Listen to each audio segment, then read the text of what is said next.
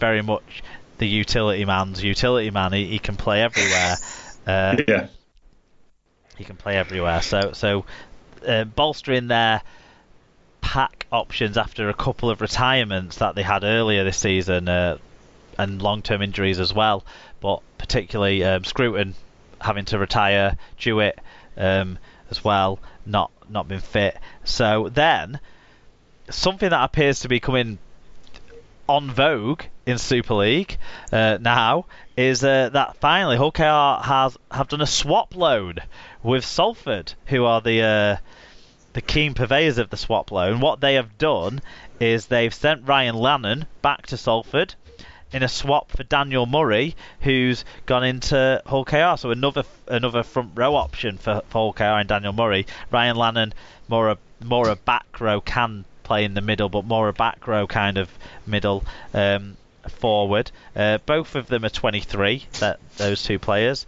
And of course, Ryan Lannon came through the ranks at Salford. It was a surprise when he left them, I thought. So he's back home, and I'm sure he'll do okay. Yeah, no, there's a couple of decent pieces of business there. Obviously, Craig Hall has done a good job since he came back in. I think Levette, obviously, he's kind of felt a bit like a jigsaw piece, out of place. I think he's been up at Barrow, hasn't he? So I saw him at... I saw him there at Summer... Sorry, what was that? Rochdale he played for. Rochdale? On dual reg, I think. Was it Rochdale? Oh, he was Rochdale. Yeah, sorry, I'm confusing my games. Yeah, no, it's because he looked slightly disinterested in that game and made a couple of little things and then... Well, when you're a good player playing in a god-awful side... He definitely drifted in and out of the game that I saw. But yeah, he's probably, he's without question, he's a Super League quality player, so he should be playing Super League without doubt. So yeah. Yeah, good for him, definitely. That's the one that stands out the most of those pieces of news, although Craig Hall signing a new deal, I just think that was a matter of time. Okay. Yeah. So moving on to, we seem to be yin and yanging it with the good and the bad news this week. But yeah, so Toronto Wolfpack owner David Argyle has been fined £7,500 by the RFL after making a racist remark to a player. The RFL began an investigation after Swinton Lions prop Jose Kenga said that Argyle asked him, "Do they allow black people in Swinton?" And I quote, following the sides meeting in Toronto on the 28th of April. The RFL said they have a zero tolerance to language based on someone's race, and I quote again. The sanction reflects this and the relevant mitigating factors relating to this matter.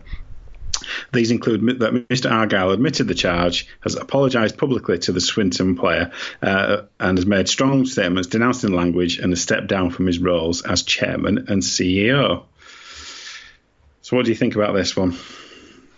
Well, I think the punishment rather than the, I think he got out ahead of it, didn't he, by stepping down? I think he realised that was the right thing to do to deflect attention away from the Wolfpack as an organisation, and also to play into what fine was to come. I think it's what you would have expected him to do. My problem with the level of the fine is one of, I'm not sure, I don't know enough about other fines that have been given out. My bigger issue with this story is the kind of bit that we haven't reported there, which hasn't been so widely covered yet, but I believe is maybe on the fringes of being reported. But it seemed to take an age for the RFL to do anything about it. Yeah.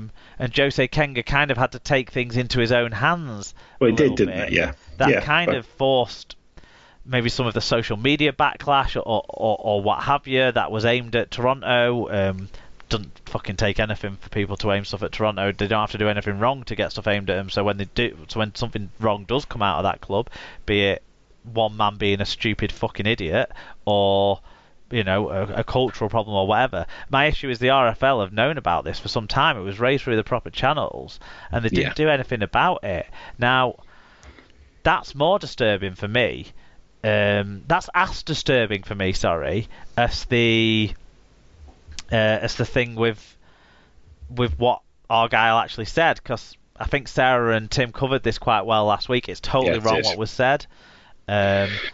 But I think it was more idiotic than hate speech.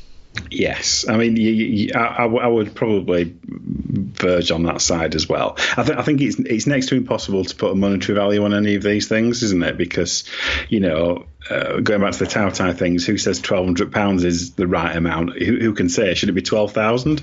You know what I mean? Or, you know what I mean? 1,200 wouldn't be enough if he hit someone. Well, exactly. This is the trouble when you try to, and then obviously when you put a monetary value on it, then people compare it to other things, don't they? So that I don't think that's particularly helpful.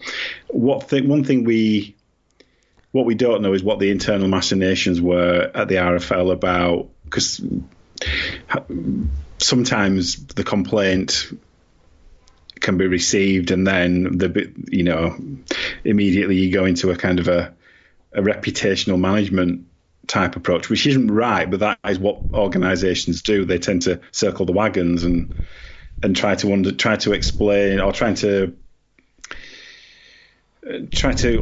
understand the circumstances around something before, rather than just being open about the process. So I think you're right in the sense that the kind of the Twitter storm kind of probably forced the decision, forced it to be speeded up. I would say, but it's a tricky one, I think. I think Argyle has done the right things after doing the hideously wrong thing. Yeah. And I think whatever's driven him to do those right things, I think, I don't care. I don't care about the machines of how it got him to be doing the right thing. He did the wrong thing. He probably was so used to everyone laughing at all his jokes because he was buying all the beers, because he was Mr. Richman, Mr. Uncouth Richman, and now he's had a lesson that that's not how you behave. Just because you're buying the beers doesn't mean you can say what you want.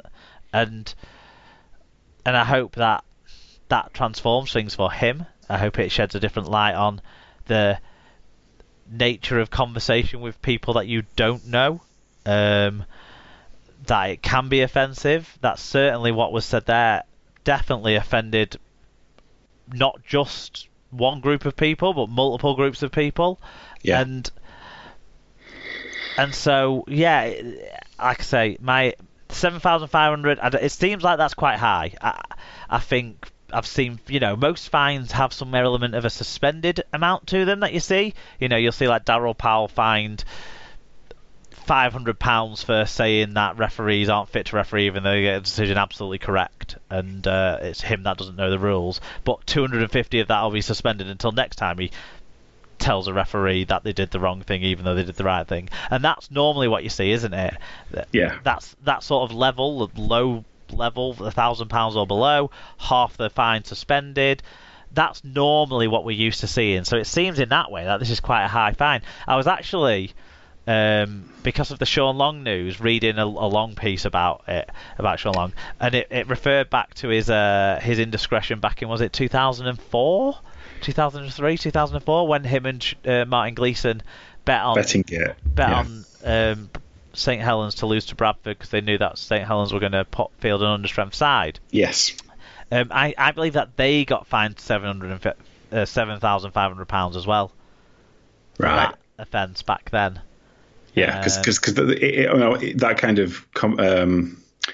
that kind of sporting, what's the integrity of the sporting competition is treated very seriously, and always has been. In terms of, I think that's the same across all sport, isn't it, in relation to betting?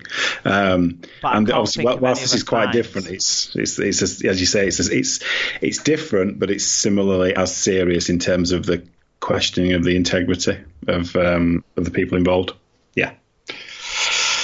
The Rugby Football League have fined Featherstone following two incidents. We don't know how much this fine was, it wasn't in the report. Following two incidents involving spectators in their game against Rochdale last month. The RFL deemed Rovers to have breached the operational rules and issued a fine as well as a warning over future misconduct. As a result of their punishment, the club will increase the number of stewards for their championship fixture against Widnes, which took place last weekend at the LD Nutrition Stadium, and Rovers will also implement a new Crowd Care text service number 07394 950 356. I hope that's just for this service and not someone's personal number during the rest of the week.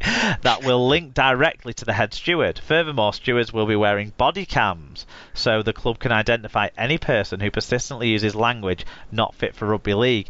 I would hugely endorse the wearing of body cams because often the stewards can be seen to not be doing much because the stewards feel like they're outnumbered.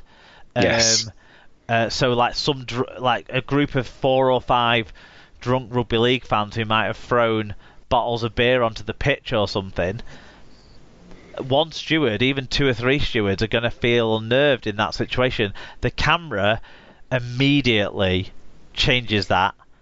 You identify the perpetrator, you can send that images to the club can bring that fan in and ban them if necessary, or warn them about the conduct if it's, you know, a minor thing, or you know what you know what I mean? Yeah. I mean, if it's some 15-year-old who's going to cry when he realises he's been a dickhead holding a flare, then at least we'll all see who it is. Exactly. The club will all see who it is. The stewards will all be able to share that. You'll be able to put those images of anyone that gets banned. You've got the image. You get it plastered around all the grounds. Don't let this person in. You got a network there. Yeah, no, and I think that kind of tech service thing is something that I thought was commonplace everywhere, but I think it's something that is definitely a good idea. And as you say, the more that things are. The more angles and the more opportunity you have to make, to record things in terms of what's happening and when it's happening, I think the better off everybody is in terms of their own protection, as well as capturing any incidents that happen. So yeah. Of course, and it protects the crowd as well because that's what I mean. Yeah, it's for everyone's mutual protection. Yeah. Do you want to rattle through? We'll rattle through news in brief. So Widnes have signed former Wigan hooker Josh Ganson on a deal until the end of 2019, following a successful trial at the club. Hooker Andy Ellis has answered an SOS from former club York to come out of retirement until the end of the season. Ellis, who's 34, retired after helping York to League One title last season and returns after injuries to York's 3 existing hookers. Yeah. Keith Liv appointed former Hull KR utility Rhys Lovegrove as their new head coach. Lovegrove, 32, succeeds. Craig Lingard has signed a deal until the end of 2020, having been in temporary charge since the end of May.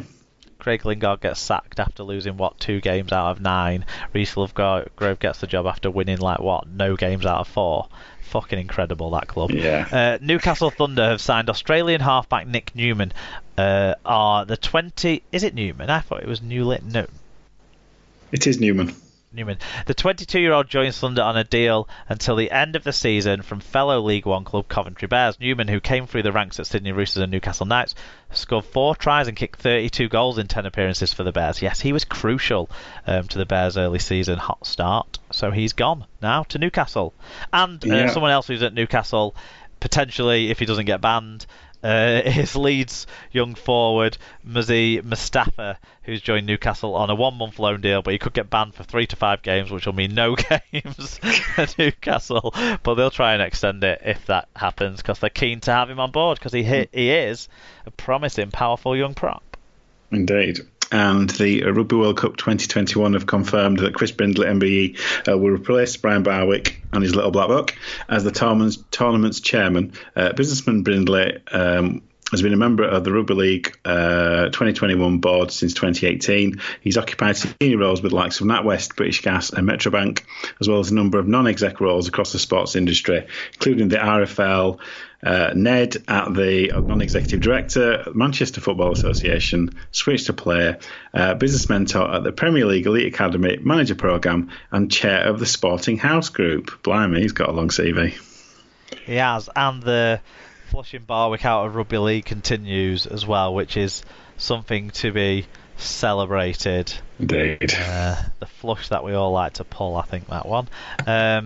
And finally, Wales, positive story to end on this week. Wales will launch a women's rugby league team this year with the aim of competing at the 2021 Women's Rugby League World Cup. England will host that tournament and will provide opposition for Wales's first women's test match, which will take place at the end of this summer. 3-game East versus West Origin series will take place first in South Wales. Players who impress during this will join other players from North Wales and the English leagues in a Wales training squad. So good news there, and it sounds like they're going around building selection to that for a quite competitive means. So good work.